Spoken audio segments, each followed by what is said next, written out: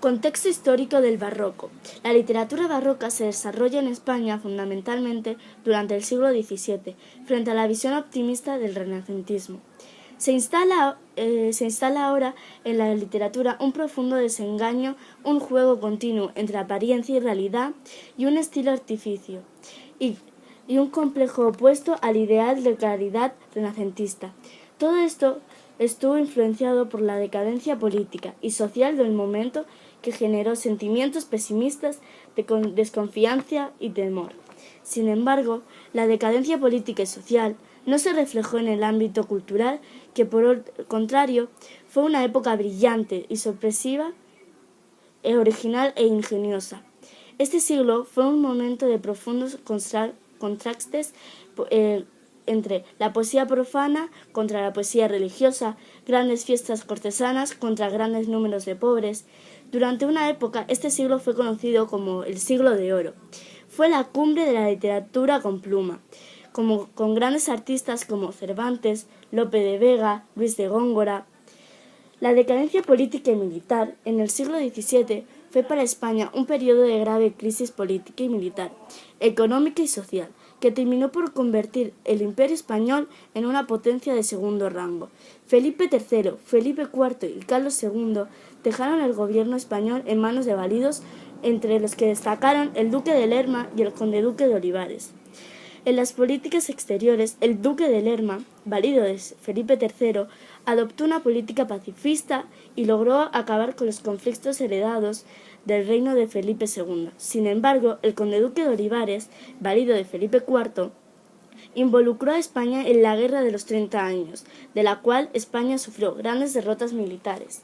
Durante la segunda mitad del siglo, Francia aprovechó la debilidad militar de España para expandirse por los territorios europeos de Carlos II. Por consecuencia de esto, España perdió varias posesiones en Europa.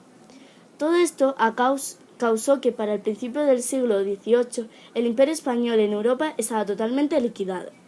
La política interna fue una época de mucha crisis debido a la explosión de los moriscos en 1909 por el duque de Lerma.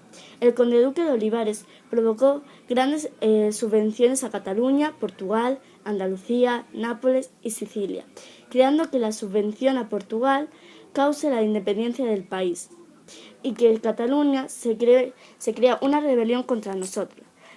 Las crisis social y económica en el siglo XVII, España sufrió una grave crisis demográfica a consecuencia de la expulsión de casi 30.000 moriscos y la mortalidad provocada por las continuas guerras, el hambre y la peste.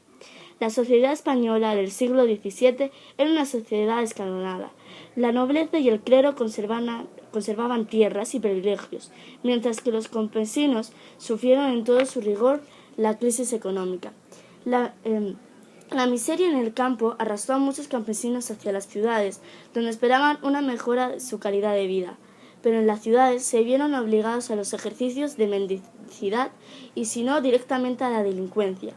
Por otra parte, la jerarquización y el conservadurismo social dificultaban el paso de un estamento a otro, y solo algunos burgueses lograron acceder a la nobleza. La única posibilidad que se ofrecía al estamento inferior para obtener los beneficios que la sociedad estamental ofrecía a los estamentos privilegiados era pasar a formar parte del clero. Este hecho, unido al clima de favor religioso, trajo como consecuencia que durante esta época se duplicara el número de eclesiásticos en España. El siglo XVII. El auge de las premisas barrocas coincidieron en España con el brillante y fecundo periodo literario que dio en llamarse el Siglo de Oro. El barroco se caracterizó, en líneas generales, por las complicaciones de formas y el predominio de ingenio y el arte sobre la armonía de la naturaleza, que constituía del ideal renacentista.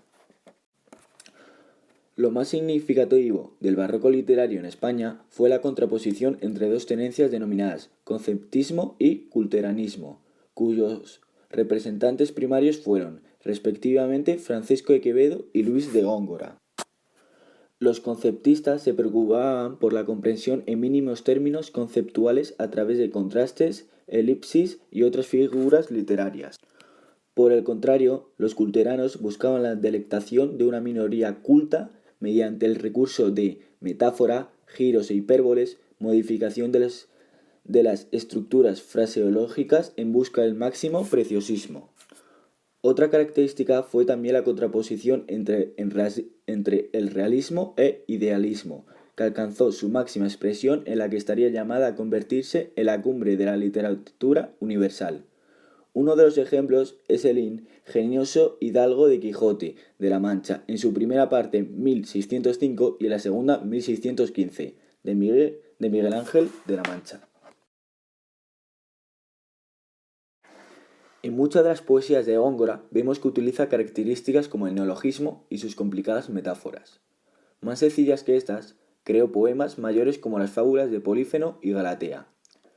Se acentuaron sus artificios y el carácter culto y minoritario en sus poesías. También podemos distinguir una línea clasicista diferenciada entre dos corrientes, como son la escuela sevillana, en la que destacó Rodrigo Caro, y en la escuela aragonesa, en la que destacaron Bartolomé y Lupecio Leonardo, dos hermanos. Estas personas fueron los cultivadores de una lírica doctrinal y moralizante.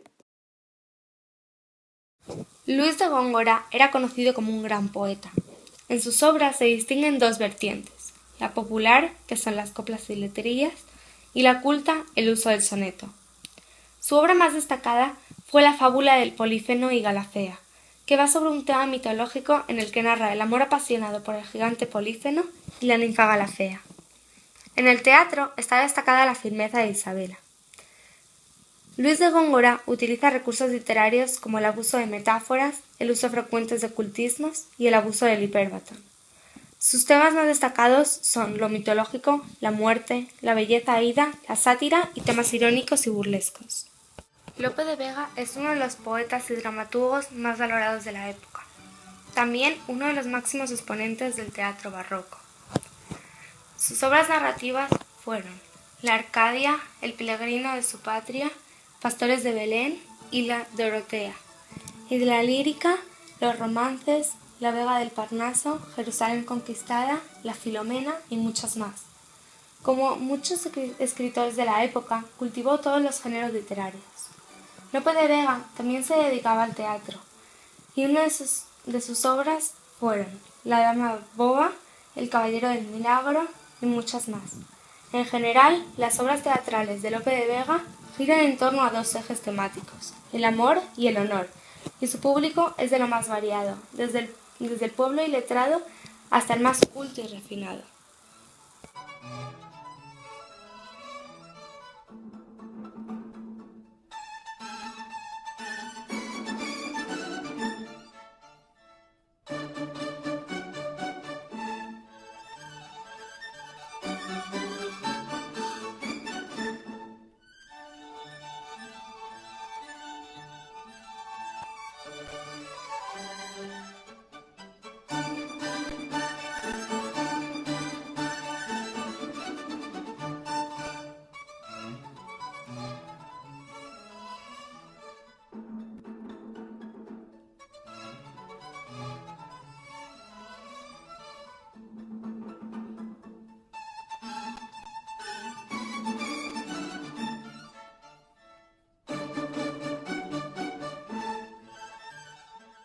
Francisco de Quevedo fue un noble, político y uno de los escritores más importantes de la literatura española.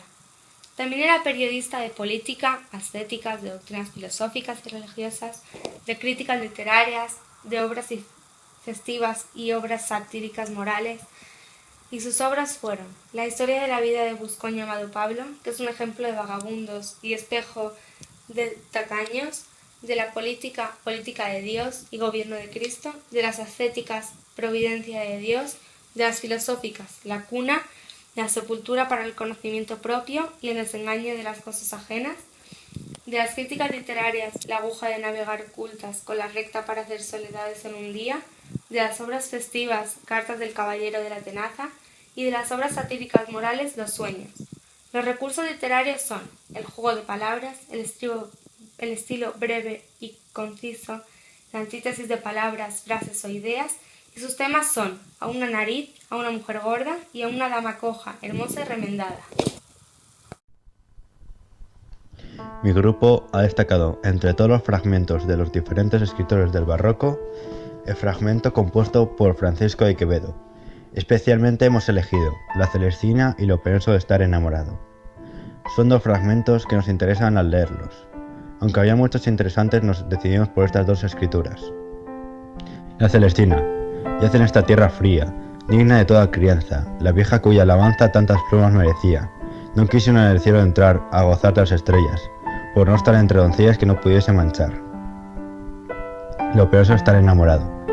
Qué verdadero dolor, y qué apurado sufrir, qué mentiroso vivir, qué puro morir de amor, qué cuidados a millares, qué encuentros de pareceres, qué limitados placeres y qué colmados pesares, qué amor y qué desamor, qué ofensas, qué resistir, qué mentiroso vivir, qué puro morir de amor, qué admitidos devaneos, qué amados desabrimientos, qué atrevidos pensamientos y qué cobardes deseos, qué adorados disfavor, qué enmudecido sufrir, qué mentiroso vivir, qué puro morir de amor, qué negociados engaños y qué forzosos tormentos, qué aborrecidos alimentos y qué apetecidos daños, y qué esfuerzo y qué temor, qué no ver, qué prevenir, qué mentiroso vivir, qué enredos, ansias, asaltos, y qué conformes contrarios, qué recuerdos, qué temerarios, qué vida de sobresaltos, y que no hay muerte mayor que el tenerla y no morir, qué mentiroso vivir, qué puro morir de amor.